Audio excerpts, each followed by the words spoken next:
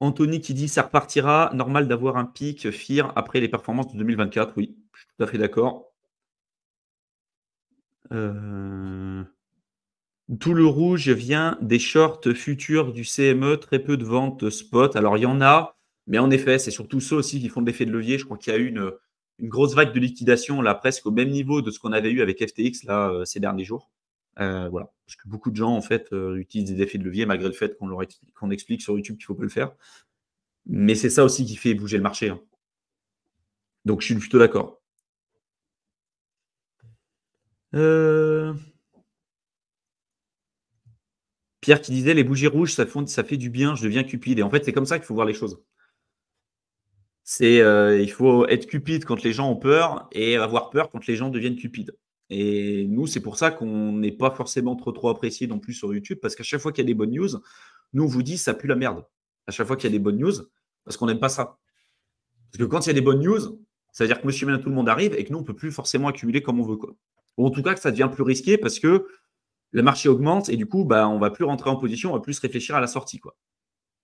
Ouais, puis surtout, rappelez-vous aussi, hein, quand ça avait monté, parce qu'on était déjà en live quand, autour des 70 000, je me rappelle quand on disait en commentaire, il y a des mecs qui commentaient ATH en cours, les gars, regardez, il faut en Mmh. parler et tout. Et on disait, ouais, mais de toute façon, oui, il y a l'ATH en cours, mais regardez les bougies vertes, on n'achète pas sur les bougies vertes. De toute manière, c'est jamais trop tard. Donc là, il y a peut-être Tu te des souviens de remarque projets. Mais oui, je m'en qu'on a souviens, c'est eu? pour ça il faut le commenter, parce que là, on n'est même pas, allez, quoi, 3-4 mois après. Et ça a bien changé, tu vois. Et on disait, attention, il y aura toujours des opportunités, c'est jamais trop tard, n'achetez jamais des bougies vertes parce que de toute manière, ça va redescendre, il y aura des autres opportunités, il y aura des corrections. Et là, on est pile dans ce cas de figure, tu vois, au final, Mmh. où la folie de la TH est passée. Et là, on a complètement changé de configuration. Tu vois, on avait le Fear and Greed à plus 70, même 80%. Là, on est peut-être à 50%. Je ne l'ai pas regardé aujourd'hui, mais on est à 48 dernièrement. 38, tu vois, sur Fear and Greed de CoinMarketCap. Donc là, on a totalement changé le shift. Et On était pour en le coup, extreme grid. On était en et pour extreme le grid. carrément, carrément. Et pour le coup, les opportunités sont revenues. On n'est même pas de 4 mois après, quoi. Donc, Mmh. keep calme. Et voilà, c'est même peut-être pas. C'est une période propice, mais ça peut être descendre encore plus, tu vois. On dit pas, moi, je pense qu'on est plutôt avancé dans le bear trap, dans la correction, parce que ça fait quand même quelques temps que ça dure. Mais Mais je pense c'est pas pas que ce dit soit qu'on. terminé. Ouais, exactement. Moi, chez moi, c'est pareil. Je pense qu'il y a peut-être encore des points de baisse, des points de base de baisse, voire des pourcentages, des moins 10, moins 20% encore. Et après, il y a des questions. Est-ce que le Bitcoin à 33 c'est possible? Je vais arriver. S'il n'y a pas de Black Swan, je le vois quand même difficile. Mais après, tu vois, si ça se repasse comme en 2020 et qu'on a un Black Swan, par définition, le Black Swan, c'est un truc qui n'est pas prévu. Donc, les pourcentages de Tu peux baisse, pas prédire. ça sera quelque chose qui ne sera pas prévisible non plus. Tu vois, tu dis, ouais, mais historiquement, on a entre moins 20, moins 50%. Il peut-être se passer encore un truc. Il y en a qui parlent de crise financière aux États-Unis, on ne sait pas ce qui peut se passer.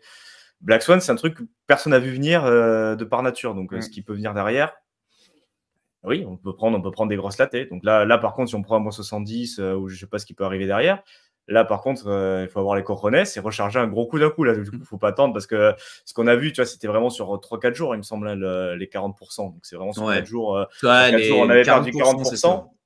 Donc là, il faut être assez agile et pas avoir une banque de merde qui te bloque les transferts comme, comme ça m'est arrivé. Bah, moi, ça a été le cas aussi.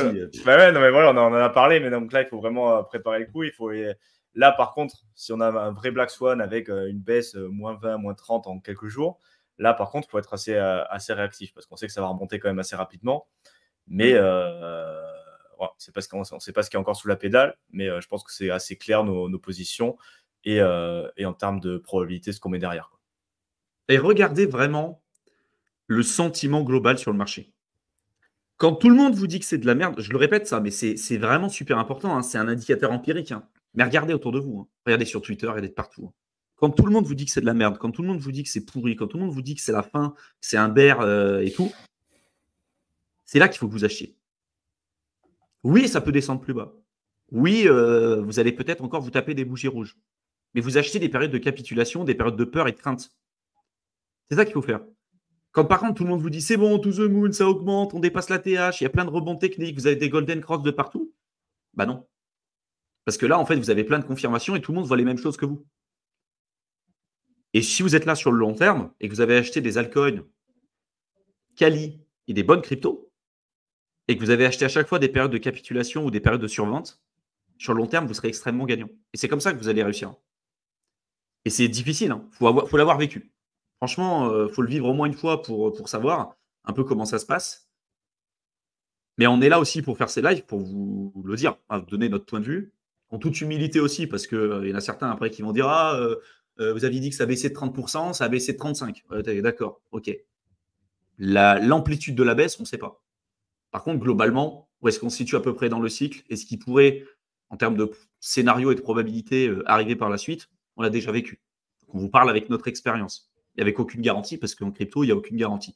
Ce qui est sûr, c'est que dans l'investissement, à chaque fois, si vous vous forcez à acheter des bougies rouges avec des projets qui sont qualitatifs et que vous êtes là pour le long terme et que vous n'essayez pas en bull run de vendre vos actifs pour essayer de les racheter plus bas, vous allez avoir plus de résultats que 97% des gens en crypto. Ça, j'en suis convaincu. Parce que les erreurs qu'on a, en fait, là, c'est tous ceux qui vendent, par exemple, aujourd'hui, en se disant, vas-y, ça va descendre plus bas.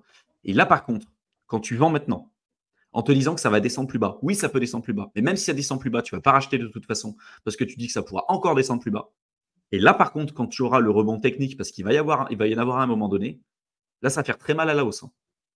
Et les rebonds qu'on risque d'avoir par la suite, ça va peut-être être des augmentations de 40-50% dans la journée sur plein d'altcoins, avec des gens qui auront vendu en espérant racheter plus bas, qui vont voir le truc qui va augmenter de 50-60% dans la journée, qui vont refomo un top, parce qu'ils vont se dire « Ah là là,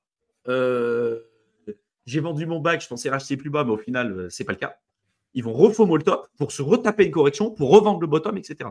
Et la majorité des gens, c'est ce qu'ils font.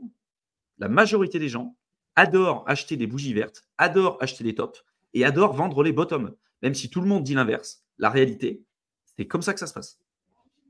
Et regardez-vous, hein, franchement, avec l'expérience personnelle que vous avez faite, hein, même nous, hein, on fait les marioles, mais on a tous acheté des bougies vertes. Hein. On l'a tous fait. Mais l'être humain, il est comme ça. Quand il y a un truc qui augmente, on a envie de l'acheter. Quand il y a un truc qui baisse, on n'a pas envie de l'acheter. Dans la vraie vie, c'est l'inverse. Une pomme qui est passée de 1 euro à 10 euros, vous allez dire c'est bon, hein, je vais bouffer des poires, ça ira bien. Je ne vais pas acheter une pomme à 10 balles. Dans l'investissement, un truc qui est passé de 1 euro à 10, on dit oh, c'est génial, je vais l'acheter, on va l'acheter, c'est super. Bah non. Mais c'est pour ça qu'on vous fait tous ces lives et tout, hein, on a l'impression des fois de se répéter, mais c'est super important. Parce que ça vous permet de ne pas perdre le cap, en fait. Et de vous montrer où est-ce qu'on se situe et de prendre du recul. Tous ceux qui se font avoir aussi, tous ceux qui sont dans les périodes en fait trading aussi. Hein. Si vous regardez des trucs intraday en vous disant oh là là, là il y a une résistance, le support, le machin. La plupart de ces mecs, même ceux qui sont depuis 2014 en crypto, qui font du trading à 100%, la plupart des mecs sont rects, n'ont pas une thune. C'est ça la réalité. Hein. Je vous ferai un live franchement demain. Je vous invite à être là. Je ferai un live sur quelques fuites qui sont sorties là sur Polkadot avec les thunes qui ont été versées pour du sponsoring, parce qu'il y a pas mal de FUD en ce moment sur Polkadot. J'ai trouvé quelques chiffres intéressants pour vous montrer un petit peu à quoi ça ressemble le sponsoring en crypto. Et là, je parle du sponsoring US sur un projet qui aujourd'hui, clairement, n'a pas le vent en poupe. Hein, je parle de Polkadot. Mais si vous cumulez ça avec plein de nouveaux projets, des altcoins et tout, vous allez vous rendre compte qu'en fait, c'est des sommes qui sont astronomiques, avec des mecs qui sont payés des sommes importantes juste pour faire un tweet sur Twitter, quoi, globalement. Vraiment, je vous montrerai ça parce que j'ai des chiffres. Là, ce n'est pas des choses que je vais sortir de mon chapeau. Vraiment des chiffres. Et pour ça qu'on se casse la tête avec tous ceux que vous voyez sur cette chaîne YouTube, pour vous aider à prendre du recul, pour que vous puissiez prendre vos propres décisions et que vous puissiez vous rendre compte, in fine, que le plus important, c'est cet esprit critique que vous allez développer vous-même et surtout votre propre autonomie. Vous devez faire confiance à personne, uniquement vous-même, et vous devez être capable, vous seul, de prendre des décisions pour gérer votre portefeuille, parce que la plupart des mecs dans la crypto ont des biais cognitifs, et nous aussi, on aura des biais cognitifs, des biais émotionnels. Mais vu que la plupart des gens en crypto ne savent pas ce qu'ils font, ceux qui ont les meilleurs résultats sont ceux qui ont cet esprit critique et cet esprit contrariant. Et c'est pour ça que vous arriviez à le développer. Donc, si vous voulez aller plus loin, vous avez le programme Crypto Investisseur, vous avez le programme d'accompagnement, vous avez les 2 liens dans la barre d'infos. Et je crois qu'il y avait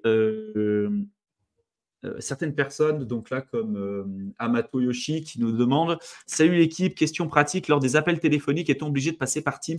Je n'ai jamais utilisé l'outil. Alors, tu n'es pas forcément obligé de passer par Teams. En fait, on le fait parce que c'est plus sympa quand même de le faire en visio, Après, on demande aussi votre numéro de téléphone pour pouvoir échanger avec vous. Mais en Teams, en fait, c'est Kaiser qui disait, c'est assez simple d'utilisation. Tu peux l'installer, en fait, tu peux même l'utiliser directement sur ton navigateur.